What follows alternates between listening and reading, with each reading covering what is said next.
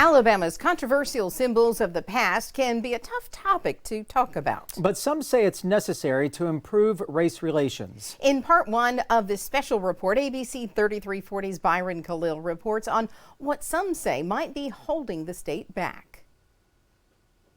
No justice, no peace. In 2020, discussions about racial inequalities fueled protesters to call for a change. For people who are asking, why do you want these statues down, the more important question to ask is, why were they even put up?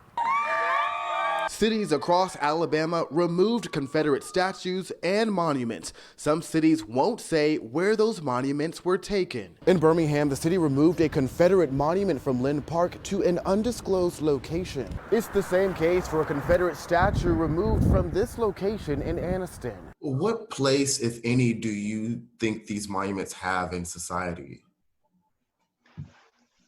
I think that the monuments have a place in society, probably in a museum for the people that want to commemorate their essence. Some people see this issue differently. I had a discussion once with a fella and I said, what if 50 years down the road people started pulling down Martin Luther King statues?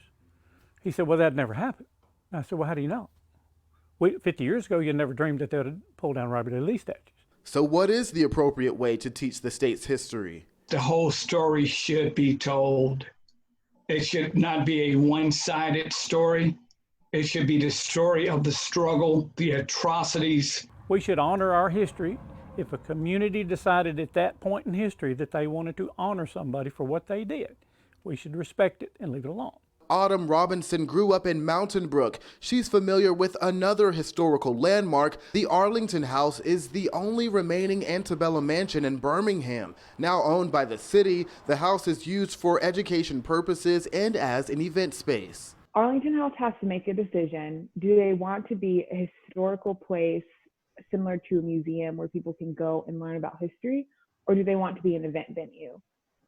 And I don't think that you can be both, especially considering the history of what has happened at that place. The city of Birmingham said in a statement, workers are committed to enhance the complete history of the historic Arlington House. However, Robinson says there is a need to compromise. You have to find the middle ground of where can we meet people in the middle to where we're making this a better place for everyone who lives here, not just one group of people. And so I think that though Alabama has a far way to go, I'm excited about what I think it can be and where it will go in the future. Finding middle ground can be easier said than done when discussing sensitive topics like race relations. In Birmingham, Byron Khalil, ABC 3340 News. Next Tuesday, in part two of this series, we take a deeper look at Alabama's past and how some are divided on how exactly the state should move forward regarding race relations.